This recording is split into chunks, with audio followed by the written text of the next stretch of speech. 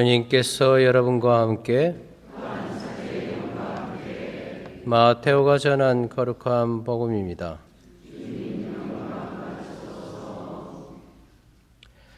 그때 예수님께서 비유를 들어 군중에게 말씀하셨다.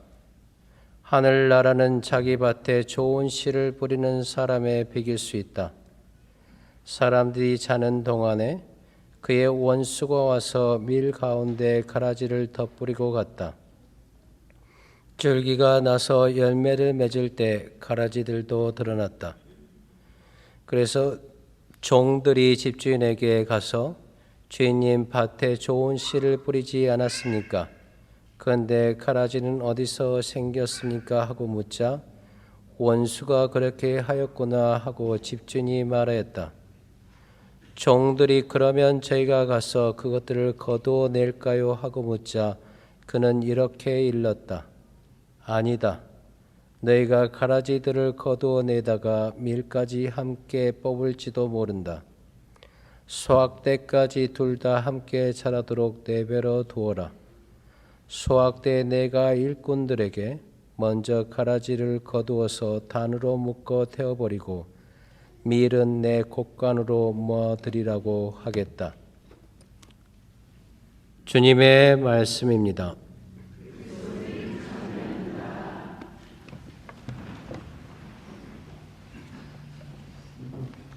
참 예수님, 제 목소리 뒤에까지 잘 들리세요? 예. 8시 미사를 했는데 미사 후에 많은 나이 드신 분들이 형제님 자매님들이 안 들린다고 마이크를 더 가까이 대라고 이렇게. 그리고 또 이 미사에 안 들리시면 말씀하세요. 제가 노력하겠습니다. 오늘 복음은 13장 24절에서 30절까지만 읽었습니다. 집에 돌아가셔서 43절까지 읽고 이렇게 기도하셨으면 좋겠습니다. 지난주부터 우리는 마태복음 13장 예수님이 비유를 말씀하신 걸 듣고 있는데요. 잠깐 우리 지난주 특별히 13장 1절을 조금 상상해 보셨으면 좋겠습니다. 그날 예수님께서는 집에서 나와 호숫가에 앉으셨다. 그러자 많은 군중이 모여들어 예수님께서는 배에 올라 앉으시고 군중은 물가에 그대로 서 있었다. 그리고 씨 뿌린 사람의 비유를 말씀하시죠. 그 비유가 끝나자 제자들이 예수님께 가까이 와서 그 비유가 무슨 뜻인지 설명해 달라고 했습니다.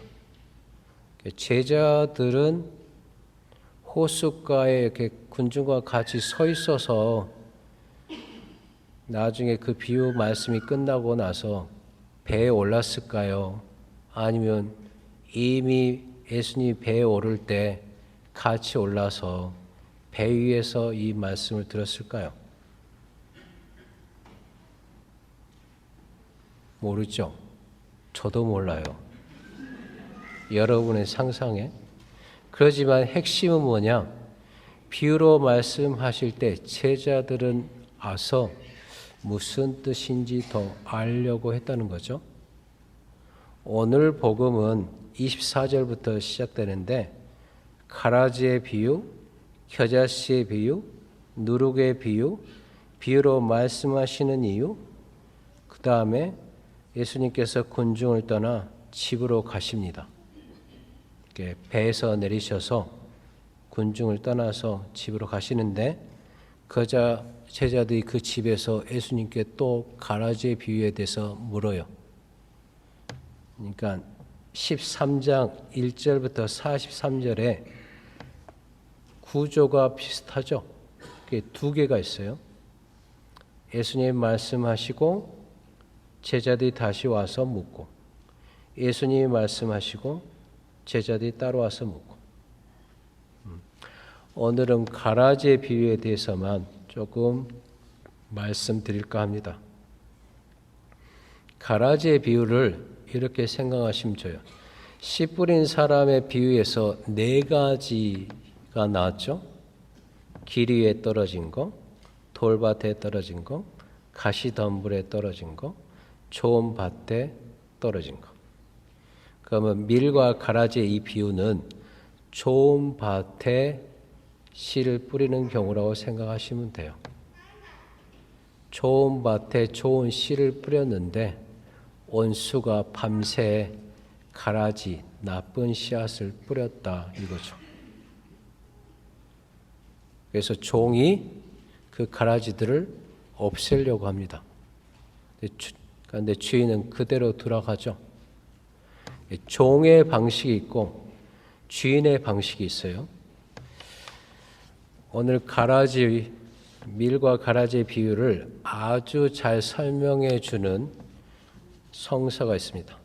고린도 후서 12장 7절에서 10절의 내용입니다. 들어보십시오. 바오로 사도는 이렇게 말합니다. 내가 자만하지 않도록 하느님께서 내 몸에 가시를 주셨습니다. 그것은 사탄의 하수인으로 나를 줄곧 찔러대 내가 자만하지 못하게 하시려는 것이었습니다. 이 일과 관련하여 나는 그것이 나에게서 떠나게 해 주십사고 주님께 3번이나 청하였습니다. 그러나 주님께서는 너는 내 은총을 넉넉히 받았다. 나의 힘은 약한 데서 완전히 드러난다 하고 말씀하셨습니다. 그렇기 때문에 나는 그리스도의 힘이 나에게 머무를 수 있도록 더없이 기쁘게 나의 약점을 자랑하렵니다. 나는 그리스도를 위해서라면 약함도 모욕도 재난도 박해도 역경도 달갑게 여깁니다. 내가 약할 때 오히려 강하기 때문입니다. 이 고린도 후서 이 글도 잘 보시면 바오로 사도가 그 가시를 없애는 바오로 사도의 방법, 그 다음에 예수 그리스도가 다루는 방법 나눠지죠. 바오로 사도의 방법은 밀과 가라지 비유에서의 종의 비유와 종과 비슷합니다. 율법적, 구약적 방법이라고 할 수 있어요. 근데 예수님의 방법은 밀과 가라지 비유에서의 주인과 같은 방법이십니다. 너는 충분히 은총을 받았다. 오늘 복음을 개인의 관점에서, 공동체의 관점에서, 또 이 세상 전체의 관점에서 볼 수 있습니다. 개인의 관점으로 보면 여러분은 여러분 마음 안에 있는 보기 싫은 거를 어떻게 다뤄요? 이렇게 될 수 있겠죠. 여러분 안에는, 여러분 마음 안에는 밀과 가라지가 있어요. 여러분 가라지가 더 많이 보여요? 밀이 더 많이 보여요? 가라지를 어떻게 없애버릴까 하시는 분도 있고, 또 가라지를 외면하시는 분들도 있고, 보기 싫어하시는 분도 있고. 공동체 관점으로 보면 공동체 오는데, 성당에 오는데 보기 싫은 분이 있을 수 있어요. 저 사람 안 만났으면 좋겠다. 말을 안 섞었으면 좋겠다. 내 눈에는 가라지처럼 보이는 분. 근데 중요한 건 다른 사람 눈에는 밀로 보일 수도 있겠죠. 그렇죠? 그러면 이 일은 우리 내적인 문제를 어떻게 해결할 건가? 그동안 해결한 방법이 밀과 가라지 비유해서 종처럼 해결했는가? 또 바오로 사도처럼 율법적으로 해결하려고 했는가? 그와 반해서 주인처럼 예수 그리스도처럼 해결하려고 했는가? 이 문제겠죠? 잘못하면 성당에 계시지만 유대교적인 신앙을 가질 수 있습니다. 율법적인 신앙을 가질 수 있어요. 예수 그리스도의 신앙이 아니라, 그렇죠? 우리가 성장해 온 배경에 따라 습관적으로 그거를 다룰 수도 있습니다. 저는 여러분한테 그렇게 말씀드리고 싶어요. 이 주제는 영에 대한 식별의 문제입니다. 가라지를 어떻게 다룰 건가? 가라지한테 에너지를 주지 마세요. 관심을 주지 마세요. 미를 더 키우려고 노력하셨으면 좋겠습니다. 제가 8시 미사에 나눔을 했는데, 제가 말씀의 집, 수원의 말씀의 집 피정집에 22년 12월에 딱 가는데, 이제 미션 받아서 갔죠. 강아지 2마리가 있었어요. 하나는 큰 강아지 리트리버, 또 강아지 하나는, 리트리버는 은총이라고 불러요. 우리가 은총. 그러니까 뭐 조금 프렌들리하죠, 리트리버는. 근데 또 하나 강아지가 있어요. 아주 숏다리, 다리도 짧고 잡종이에요. 그러니까 그 애는 뭐라고 부르냐면 현이, 거물 현자 써가지고 현이, 그냥 검은 개다 이런 거죠. 근데 제가 가서 아는 게 뭐냐면 이 개는 유기견이었어요. 시모님이 이렇게 키운 거예요. 문제는 뭐냐? 리트리버는 안 짖어요.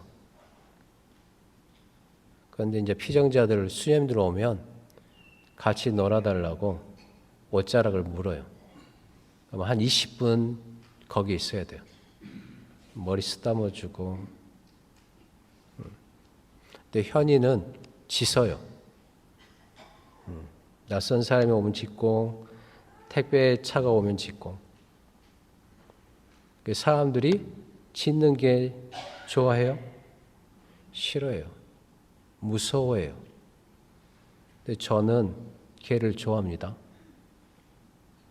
제가 개띠예요. 개띠. 그래서 제가 그 애한테 이렇게 다가갔죠. 이렇게 서 있는 상태에서 개한테 다가오면 개는 작으니까 쳐다봐야 되잖아요. 위협적으로 느껴질 수 있어요. 제가 쪼그리고 앉아서 손만 내밀고 손을 이렇게 핥아요. 쓰다듬어주고. 쓰다듬어주니까 배를 보여요. 개가 누워가지고 배를 보인단 말은 안전하다, 편안하다, 그죠. 누구는 짖는 개를 무서워하고 누구는 다가가서 개를 순하게 길들입니다. 여러분 안에 있는 가라지는 마치 짖는 개하고 같을 수 있어요. 여러분은 그거를 길들이려고 합니까? 외면하려고 합니까? 아니면 무시하려고 합니까? 내 안에 있는 일부죠. 그렇죠? 그리고 성서 내용에 보시면 밀과 가라지는, 가라지의 존재가 밀의 성장을 도움을 줍니다. 같은 비슷한 성서 구절이 있어요. 마태복음 25장 31에서 46절. 예수님이 최후 심판에 대한 이야기를 하시는데, 양과 염소. 왜 양을 반목할 때 염소와 같이 하죠? 양만 하면 양은 눈이 좋지 않아요. 서로 짓밟을 수 있어요. 그리고 적당한 거리를 안 둬요. 근데 염소와 같이 하면 염소는 눈이 더 좋습니다. 그리고 같이 이렇게 갈 수 있어요. 거리를 유지하면서. 그러니까 여러분 안에 있는 그 가라지는 여러분의 미래 성장에 도움이 됩니다. 만약에 가라지가 없어 보세요.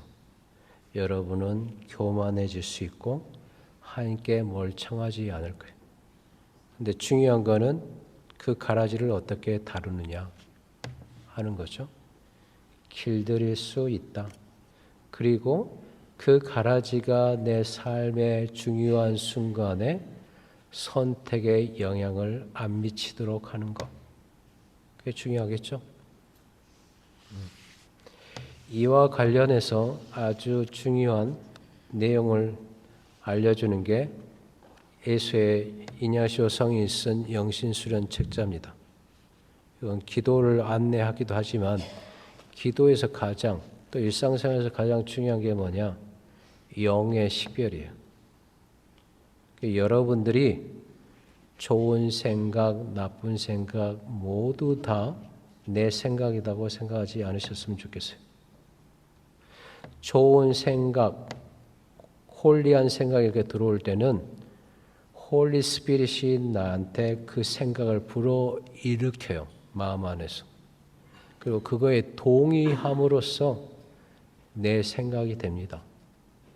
그리고 그것들을 자주 하게 되면 내가 좋은 결정을 하고 좋은 마음을 품게 되는 거예요.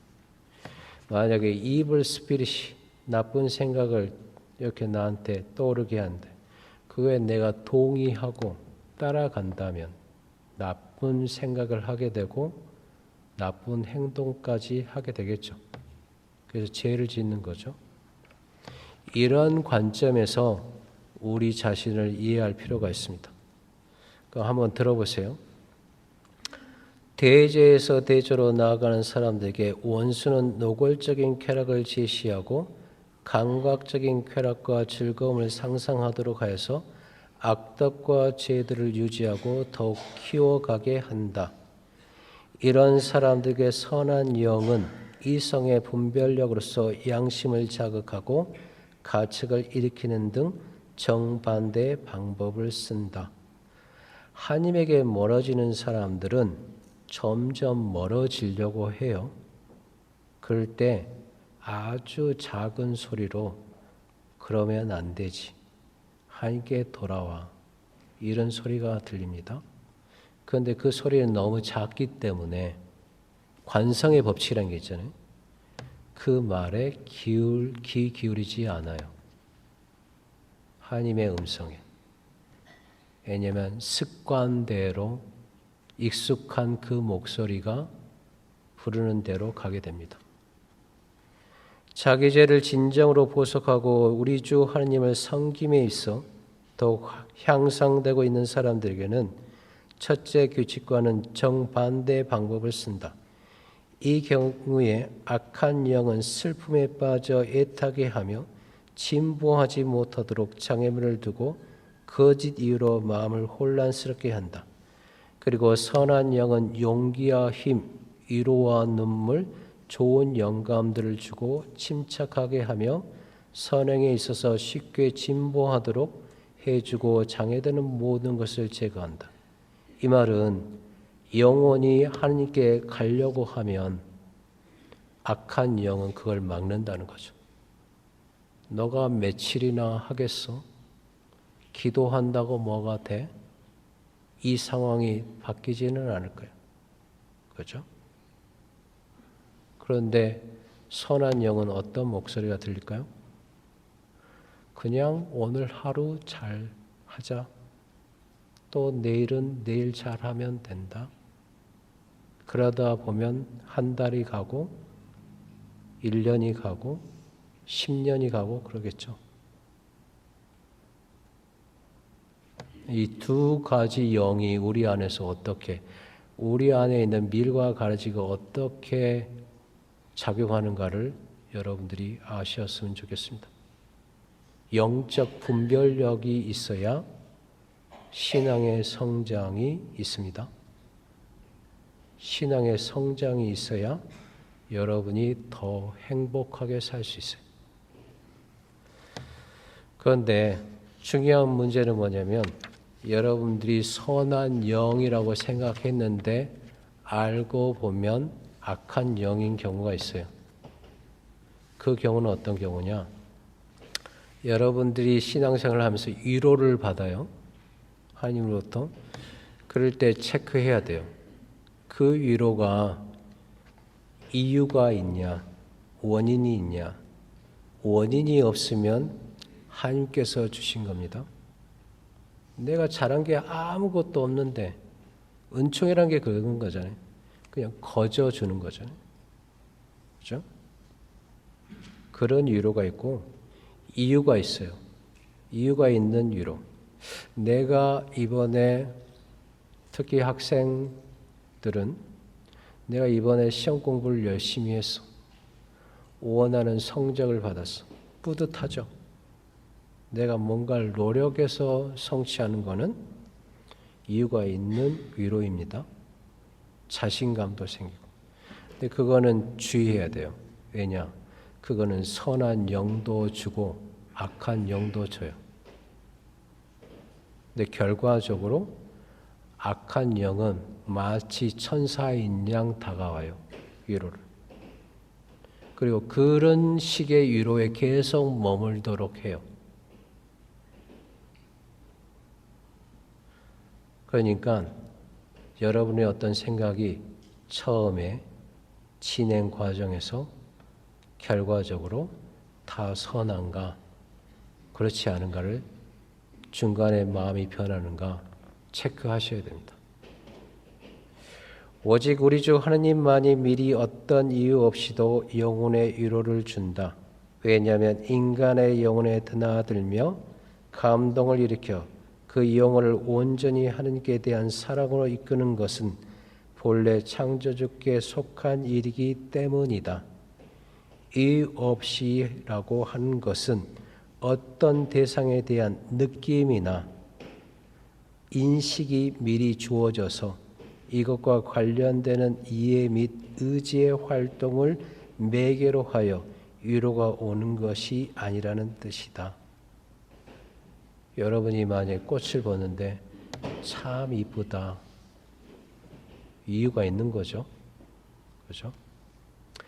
영혼의 이유가 있는 위로를 주는 일은 선한 천사와 악한 천사가 모두 할 수 있으나 그 목적은 정반대이다. 선한 천사는 영혼의 유익을 위해서, 즉 영혼이 성장하고 선에서 더 큰 선으로 향상되게 하려는 것이고, 악한 천사는 그와 반대로 결국 영혼을 자신의 못된 의도와 사악함으로 이끌기 위함이다. 퇴보한다는 거죠. 정체된다는 거고, 그죠?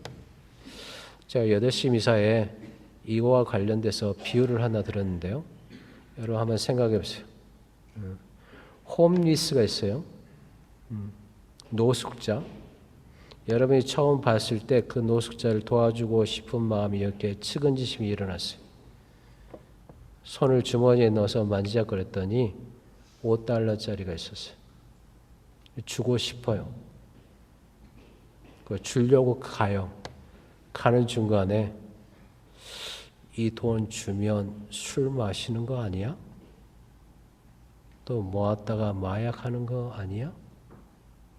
그래서 여러분의 그 측은지심을 딱 스탑합니다.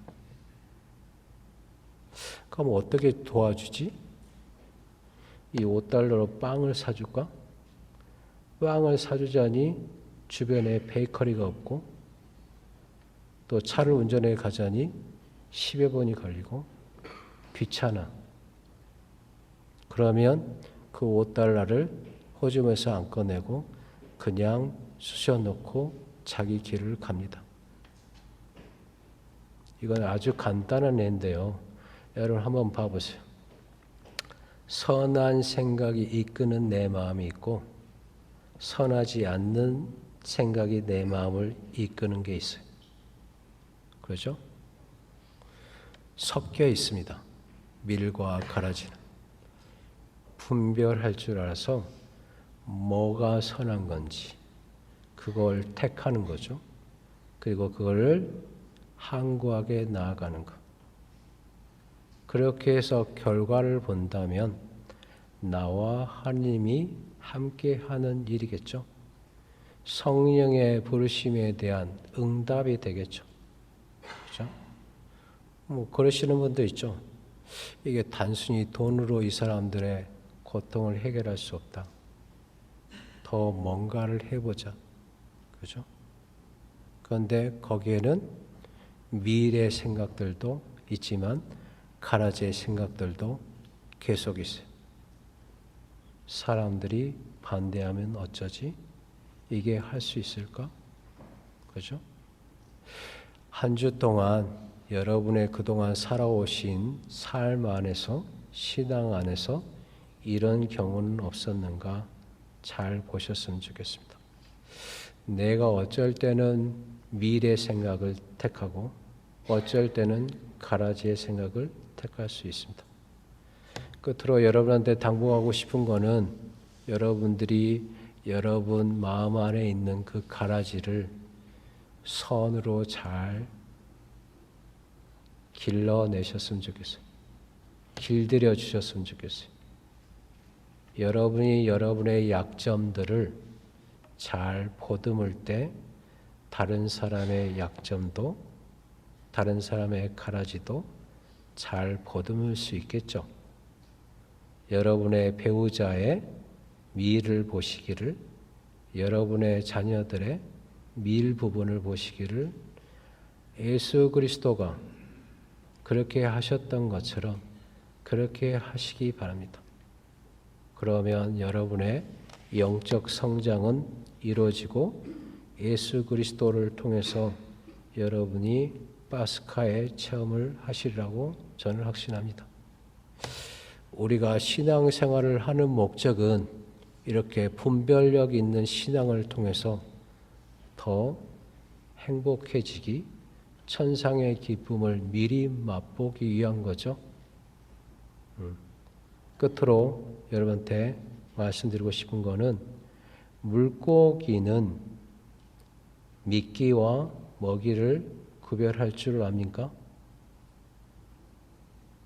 구별할 줄 모르는 물고기는 잡힙니다.